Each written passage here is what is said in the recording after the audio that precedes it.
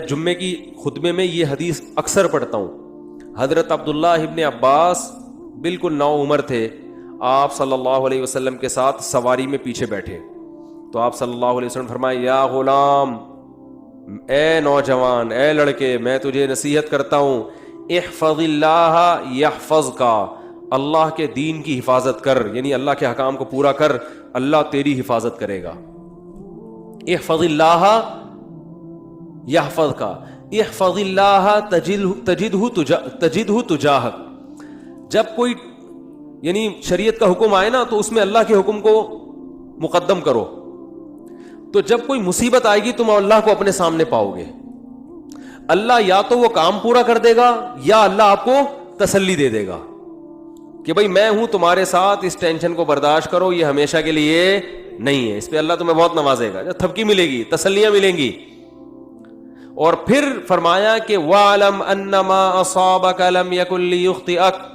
Tension ختم کرنے کے دو طریقے نبی نے بتا دیے یہاں پہ. ایک تو عمل صحیح کر لو تو ٹینشن میں اللہ آپ کے ساتھ ہوگا. دوسرا طریقہ تقدیر پر ایمان. فرمایا انما اصابک، جو مصیبت تمہیں پہنچی ہے، یعنی مطلب حدیث کا یہ کہ تمہاری حماقتوں سے نہیں. بھائی آپ صحیح سب کچھ صحیح کر رہے ہو تو پھر بھی اللہ کی طرف سے آزمائشیں آ جاتی ہیں. تو لم یکن لیخطئک، یقین کر لو یہ لازمی پہنچنی تھی، یہ تم سے خطا ہو ہی نہیں سکتی تھی. تو جب ایک کام لازمی ہونا ہی تھا تو اس میں ٹینشن کس بات کی؟ ابے کیا ہو گیا بھائی؟ جب ایک کام ہونا ہی ہے، نہ ہونے کا تو سوال ہی پیدا نہیں ہوتا، تو بھی ٹینشن کس بات؟ یہ تو ہونا تھا، یہ تو ہوگا، یہ تو ہوگا بھائی. لیکن چونکہ ہمیں ٹینشن سے پہلے نہیں پتا ہوتا کہ کیا ہوگا تو ہم اسباب اختیار کرتے ہیں. پورے کامیابی کے اسباب اختیار کرے پھر بھی نہیں ہوا. بھائی یہ تو اللہ نے ایسے ہی لکھا ہوا تھا. غزوہ احد میں 70 صحابہ شہید ہو گئے. کتنی بڑی ٹینشن صحابہ کے لیے، کتنی بڑی ٹینشن.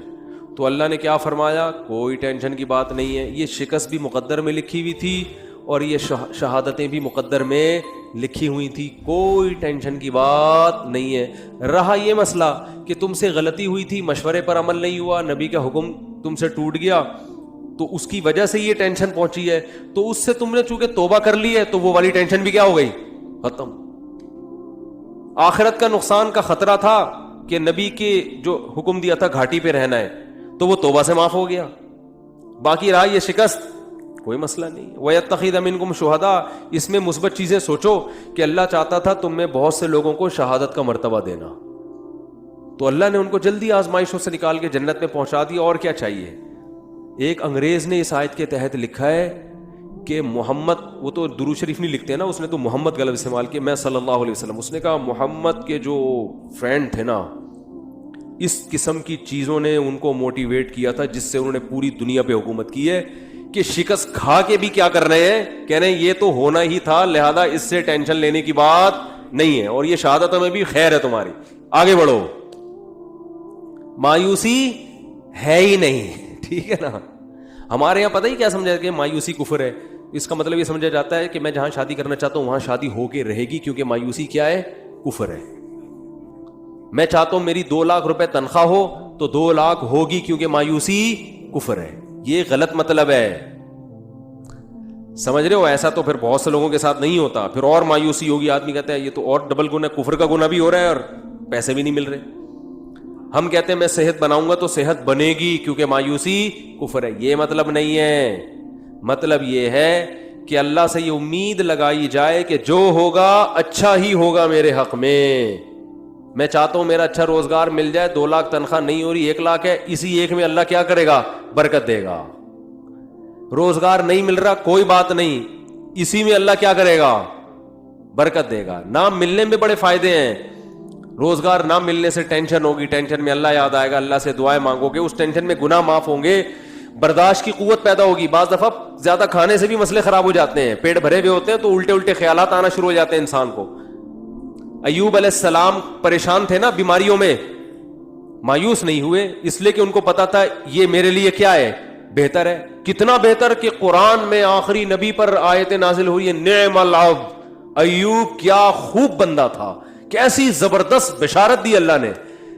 اللہ کا کلام غلط نہیں ہو سکتا، اور اللہ نے یہ نہیں کہا کہ ایوب اچھے تھے، نا نا نا نا نا، ایوب امتحان میں کامیاب ہو گئے، نا نا نا، نعمہ تعجب کا صیغہ ہے، گویا اللہ تعجب کر رہے ہیں، یار کیا خوب بندہ تھا. اللہ کو تعجب نہیں ہوتا، لیکن اللہ ہم سے ہماری زبان میں بات کر رہے ہیں کہ اگر کوئی ایوب کی قربانی اور اس کے صبر کو دیکھتا تو کہتا ہے بھائی یہ صبر کھوپڑی میں آنے والا نہیں ہے، یہ تو بہت ہی زبردست بندے ہیں اللہ کے.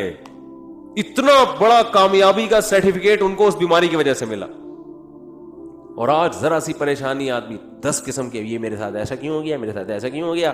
اور آج کل یونیورسٹیوں میں ہوتا یہ ہے کہ ٹینشنوں میں خدا کا انکار کر دیتے ہیں. پہلے تو یہ تصور نہیں تھا. اب جو نئی نسل آ رہی ہے نا، فون کرتے ہیں مجھے، بتاتے ہیں میرے ساتھ یہ ہوا، میں تو اللہ کو مانتا ہی نہیں. میں کہتا ہوں یار یہ میرے سامنے اتنا جری ہے، عام حالات میں کیا کر رہا ہوگا. تو نہ مانو، اللہ کو آپ کے منوانے کی کوئی ضرورت نہیں ہے. وہ سمجھتے ہیں کہ مجھے ترس آئے گا، ہائے بیچارے کے ساتھ اتنا غلط ہو گیا کہ یہ تو اللہ کو ہی نہیں مان رہا، ہائے ہائے ہائے، یہ تو آ جاؤ میں تمہیں تسلیم. میں کہتا ہوں بھائی تو نہ مان، جس خدا نے تجھے پیدا کیا ہے کم بخت تو اس کی نہیں مان رہا تو ہماری کیا مانے گا ہے. تو یہ جو ایتھیزم پھیل رہا ہے نا، اور میں نے آپ کو رپورٹ پیش کی تھی نا کہ ایتھیس میں خودکشی کا ریشو زیادہ ہے، کیونکہ ایتھیزم کی طرف جاتا انسان بہت مرتبہ، ہمیشہ نہیں، بہت مرتبہ عدم برداشت کی وجہ سے. تھوڑی سی پریشانی آئی، اللہ کہاں ہے، اللہ میرے مسئلے کیوں نہیں حل کر رہا، تو پھر وہ اللہ ہے. اللہ پر ایمان کا مطلب وہ اللہ ہے، اس کو اللہ مانا جائے. تو اللہ کا مطلب اختیارات اس کے پاس ہے، میرے پاس نہیں ہے. تو اپنے حساب سے آپ کو چلائے گا، وہ آپ کے حساب سے نہیں چلے گا. پھر یہ ایتھیسٹ کہتے ہیں دعائیں قبول نہیں ہوتی، دعائیں قبول نہیں ہوتی. آج کل یہ نوجوان لڑکوں کو بہت ہے، یار میں اتنے دنوں سے دعا مانگ رہا ہوں قبول ہو نہیں رہی. کوئی اللہ نہیں ہے، سب مولویوں نے لوگوں کو بیوقوف بنایا ہوا ہے. ابے جن مولویوں کے تم کہہ رہے ہو بیوقوف بنایا ہوا، وہ تم سے زیادہ دعائیں مانگ رہے ہوتے ہیں. اگر بیوقوف بنایا ہوا ہوتا وہ نہیں مانگتے، تمہیں کو لگایا ہوا ہوتا دعاؤں پہ انہوں نے. لیکن وہ جب دعا مانگتے ہیں ان کو قبولیت سے کوئی سروکار ہوتا ہی نہیں. ان کا مطلب ہوتا ہے اپنی فائل اللہ کی عدالت میں فائل کر دینا، اپنے ڈاکومنٹس اللہ کی عدالت میں جمع کرا دینا. یار تسلی اللہ کو بول دیا، اب جو ہوگا صحیح ہوگا. یہ تو اس لیے دعائیں مانگتے ہیں. یعقوب علیہ السلام ساری زندگی دعائیں مانگتے رہے، اللہ اولاد ملا دے، اولاد ملا دے، اولاد سے میری ملاقات کرا دے، میرے بچے کو محفوظ فرما لے، ہے نا. دعائیں مانگتے رہے، دعائیں مانگتے رہے. آنسر کیا آیا؟ دوسرا بچہ بھی گم گیا. یہی ہوا نا، بنیامین جو دوسرا بیٹا تھا وہ بھی بھائیوں نے یہ کہا کہ وہ بھی. تو اب کیا کہہ رہے ہیں؟ فصبر جمیل، صبر کروں گا اور صبر میں بھی جمال پیدا کروں گا. جمال کا مطلب خوبصورت صبر ہوگا. علماء کہتے ہیں صبر کی there are 2 types of صبر. ایک صبر یہ ہوتا ہے کہ آدمی واویلا تو نہیں کرے، نافرمانی تو نہیں کرے، لیکن ٹینشن سے منہ سے اور یوں ہی بنا رہے ہیں، کیا ہے نہیں ہو، بس منہ سے نکل نہیں رہے الفاظ ہیں کہ ٹھیک ہے صبر کریں گے، کیا کریں، مقدر میں یہی لکھا ہوتا. ایسا ہوتا ہے نا. جیسے آپ بولیں کہ یار ماشاءاللہ آپ کیا گھر میں حالات کیسے صحیح چل رہے ہیں، بس کیا کریں، دنیا مسافر خانہ ہے، مفتی صاحب سے بیان میں سنا تھا، بس کیا ہے، ٹھیک ہے اللہ ہے بھائی، ٹھیک ہے، جب اس کا حکم ہوگا تو سن لے گا ہماری بھی دعا. اس کو کیا کہتے ہیں؟ اونلی صبر. اس کو کیا کہتے ہیں؟ اونلی صبر. چلو گناہ نہیں کر رہا کم بخت، اللہ کا انکار نہیں کر رہا، کوئی حرام کام نہیں کر رہا. اور ایک ہوتا ہے صبر جمیل، ایسا صبر کے ہٹو بچو ہو جائے جیسے ایوب علیہ السلام نے کیا. وہ صبر یہ ہوتا ہے کہ ذرہ برابر اپنے ایٹیٹیوڈ سے اور اپنی زبان سے شکایت نہ جھلک رہی ہو. جیسے ہمارے حضرت نے غربت میں فرماتے ہیں کہ جو میں صبر نہیں کرتا تھا کیونکہ مجھے ڈر لگتا تھا گناہ نہ ہو جائے. اللہ کہے گا صبر تو مصیبتوں پہ کیا جاتا ہے، تجھے مصیبت کہاں پہنچی ہوئی ہے؟ بلکہ میں اپنے آپ کو کیا سمجھتا تھا؟ بادشاہ ہوں، اس لیے میں لوگوں سے الگ رہتا ہوں. تو اس کو سرے سے مصیبت سمجھ ہی نہیں رہے ہیں، بلکہ کیا کہہ رہے ہیں؟ صبر جمیل. کیا کرنا ہے؟ ایسا صبر جس میں کیا ہو؟ جمال ہو. اور لا تیأسوا من روح اللہ، اے میرے بچوں اللہ کی رحمت سے نا امید مت ہو. اعلم من اللہ ما لا تعلمون، میں اللہ کے بارے میں وہ کچھ جانتا ہوں جو تم نہیں جانتے. رو بھی رہے ہیں. اب آپ کہہ سکتے ہیں جب اپنے عمل سے بھی شکایت نہیں کرنی، زبان سے بھی، تو پھر رو کیوں رہے ہیں؟ یہ غیر اختیاری ہے, اس پہ کوئی پکڑ نہیں ہے, اور یہ آپ کے دل کے زندہ ہونے کی دلیل ہے, کیونکہ رونا بھی نہیں آ رہا بچے کے گمنے میں, اس کا مطلب آپ کے سینے میں دل ہی نہیں ہے, پھر تو قربانی نہیں ہے نا. اتنا غم تو ہوگا تو غم زدہ ہوں گے نا. اگر مثلا کوئی آدمی بچہ گم گیا اور اب یہ گھوم رہا ہے آرام سے, کیا بچہ گھوم گیا صبر جمیل کریں گے, کچھ بھی نہیں ہے, تو یہ صبر جمیل نہیں, اس کا مطلب یہ اس کا بچہ تھا ہی نہیں. حقیقت اپنا بچہ ہوتا تو اتنے مزے سے نہیں گھوم رہا ہوتا. ٹینشن یہ نیچرل ہے, آنکھیں بھی بہیں گی, غم بھی ہوگا, ٹینشن بھی ہوگی. زبان سے جو چیز غیر اختیاری ہے اس پہ پکڑ نہیں ہے. ہمارے نبی کی نواسی کا انتقال ہوا آپ کی گود میں, آپ کے آنکھوں سے آنسو ٹپکنا شروع. صحابہ نے عرض کیا یا رسول اللہ آپ تو صبر کی تلقین کرتے ہیں, تو آپ نے کیا فرمایا, آنکھیں بہ رہی ہیں, دل غم زدہ ہے. یہ ہم یعنی مطلب یہ کہ یہ دو چیزیں ہمارے اختیار میں, نہ آنکھوں کو روک سکتے ہیں نہ دل کو غم زدہ ہونے سے روک سکتے ہیں. زبان وہی کہے گی جس پہ اللہ راضی ہے. زبان کہے گی کہ جو اللہ کا حکم تھا, ما قدر اللہ, جو اللہ کے فیصلے ان فیصلوں پر راضی. لیکن جب اس ٹائپ کا صبر ہوتا ہے نا جو غیر اختیاری, تو وہ اعتدال سے ہوتا ہے. یعنی اس ٹائپ کا جو غم ہوتا ہے نا وہ اعتدال سے ہوتا ہے, اس میں آنسو بھی نکلتے ہیں, دل بھی غم زدہ ہوتا ہے. آج کل جو غم ہو رہے ہیں نا, جس طرح سے چیخنا پیٹنا, ہاں وہ میرے ساتھ یہ ہو گیا, گھر میں دیکھو نا کیا ہو رہا ہے. روزگار آپ گئے کہیں جاب کی تلاش میں, نہیں ملی جاب, انٹرویو میں فیل ہو گئے, باہر نکل کے چیزیں توڑ رہا پھوڑ رہا ہے, بیگم کا فون ہے اس کو گالیاں دینا شروع کر دی. یہ غیر اختیاری نہیں ہے, یہ کیا ہے, بولو اختیاری. ہمارے جاننے والوں میں کسی کے بھائی کا انتقال ہو گیا, بھائی کو بھائی سے بڑی محبت تھی, جب دفنانے میں نا وہ کیا کر رہا ہے, اپنے بھائی سے بڑی محبت, حادثے میں انتقال ہو گیا, قبر کے پتھر سے سر اپنے پھوڑ رہا ہے. ہمارے امام صاحب نے اس کو پکڑا, بھائی تیرا سر پھٹ جائے گا, کیا رو رہا ہے, چیخ رہا ہے. قبرستان میں وہ جو سلیبیں ہوتی ہیں نا جو رکھی ان پہ سر مار رہا ہے اپنا جا کے.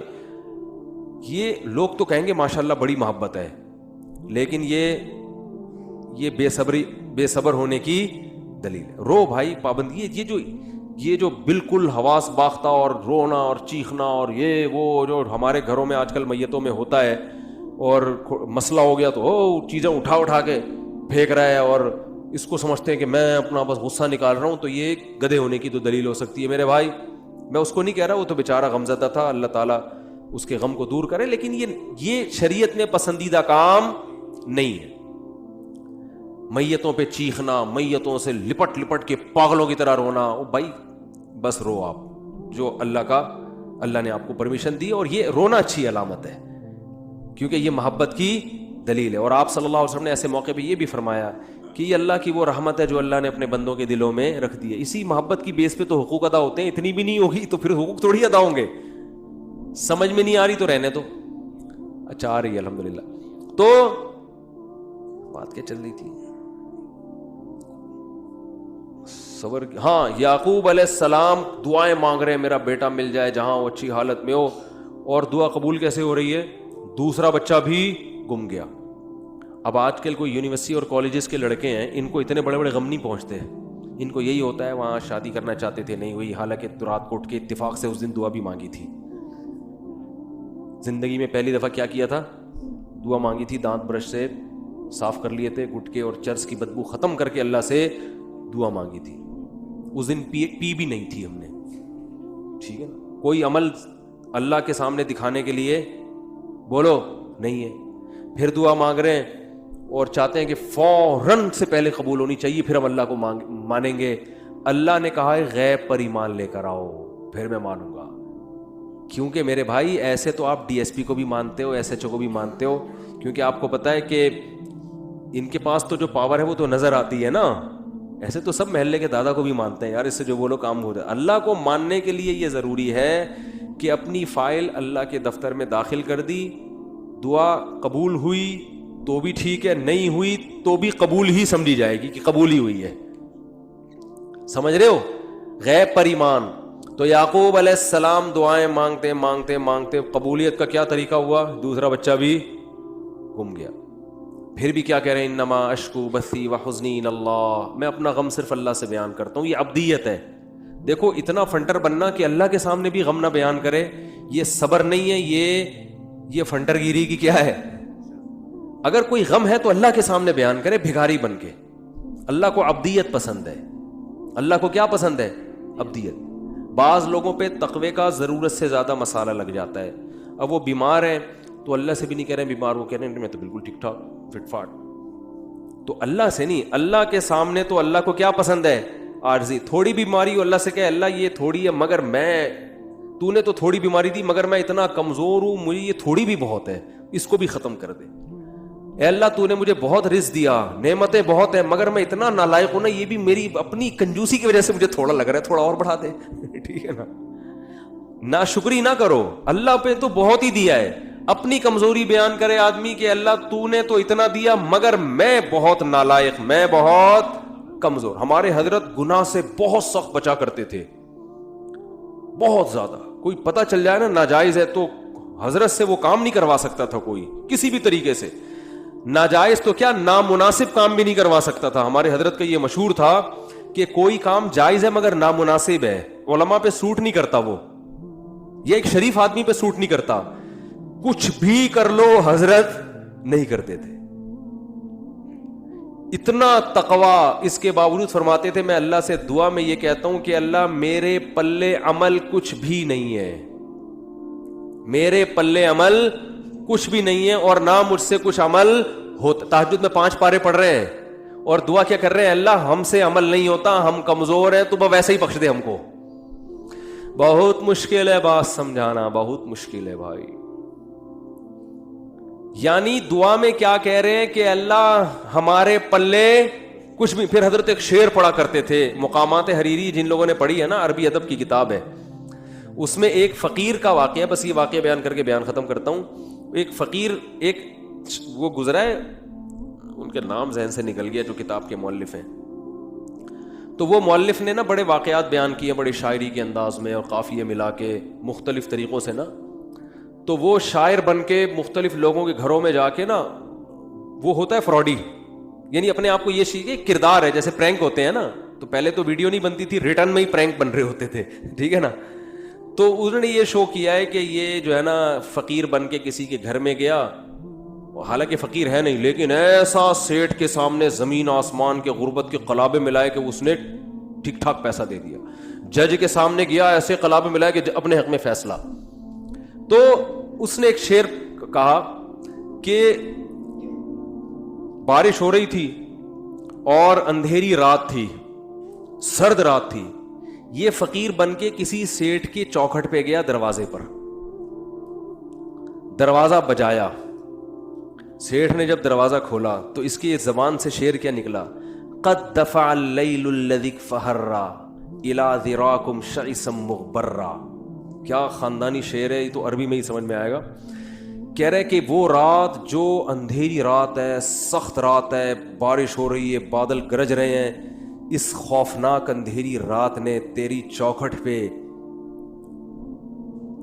ایک ایسے شخص کو لا کے پھینک دیا ہے جو بالکل بے یار و مددگار ہے, غبار آلود بال اور پھٹے ہوئے کپڑے. شعیسا غبار آلود, مغبرہ غبار آلود, شعیسا بکھرے ہوئے بال, یعنی بالکل قسمہ پرسی کی حالت میں اس اندھیری رات نے ایک شخص کو تیری چوکھٹ پہ لا کے ڈال دیا ہے. تو سیٹھ کو تو جوش آئے گا نا, یار یہ رات کو میں ہی ملا تھا تیرے یہاں ڈالنے کے لیے, تو پیسے دے گا کہ نہیں دے گا؟ شاعری میں بڑی جان ہوتی ہے نا. قد دفع اللیل الذی, ورنہ رات کے اندھیرے میں کون کسی کے گھر پہ جاتا ہے, اور ایسی رات جو ٹھنڈی بھی ہو, برسات بھی ہو رہی ہو, اولے برس رہے ہوں اور جناب گھٹائیں آئی بھی ہوں, ایسی رات میں اگر کوئی کسی کی چوکھٹ پہ جا رہا ہے اس کا مطلب واقعی وہ ضرورت مند ہے. تو کہہ رہے اندھیری رات نے تیری چوکھٹ پہ ایک ایسے آدمی کو لا کے ڈال دیے جس کے پاس بال بنانے کا کے اسباب بھی نہیں ہے, غم کو صاف کرنے کے وسائل بھی نہیں ہے. تو ہمارے حضرت یہ شعر فرماتے میں تہجد میں پڑھتا ہوں جب اللہ کے سامنے کھڑا ہوتا ہوں نا, کہ اے اللہ اس اندھیری رات نے ایک ایسے شخص کو تیری چوکھٹ پہ لا کے ڈال دیا ہے جو عمل کے لحاظ سے بالکل زیرو ہے. پراگندہ بال کا مطلب عملی لحاظ سے غریب ترین, کچھ بھی عمل اپنے اعمال میں, وہ تو مال ظاہری لے رہے ہیں نا, یہ کیا مراد لے رہے ہیں, عمل مراد لے رہے ہیں. عمل کے لحاظ سے پراگندہ ہوں, میرے پلے کچھ بھی نہیں ہے سوائے تیری رحمت کی بھیک مانگنے کے لیے آیا ہوں. تو سب کو اہل اللہ سب کچھ کر کے بھی ایسی تواضع اللہ کے سامنے کہ اللہ ہمارے پلے کچھ بھی نہیں ہے, اور پھر فرماتے تھے میں سست ہوں, مجھ سے کچھ بھی نہیں ہوتا. حضرت ایک مثال بھی دیا کرتے تھے کہ والدین کا جو بچہ سست ہوتا ہے نا, اپاہج ہوتا ہے, تو والدین اس کا خیال زیادہ کرتے ہیں. تو فرماتے تھے میں اللہ سے کہتا ہوں ہم تو اپاہج ہیں, ہمارے اندر تو عمل کی صلاحیت اپنی بدعمالیوں کی وجہ سے عمل کی صلاحیت ہی ختم ہو گئی ہے, تو ہمارا زیادہ خیال کر. تو اللہ کو یہ عبدیت پسند ہے, عمل کر کے بھی اپنے آپ کو زیرو سمجھنا. اور یہ جو آج کل یونیورسٹیوں میں ایتھیزم پھیل رہا ہے, اللہ کا انکار پھیل رہا ہے, اللہ کے لیے ککھ بھی قربانی انہوں نے کبھی نہیں دی.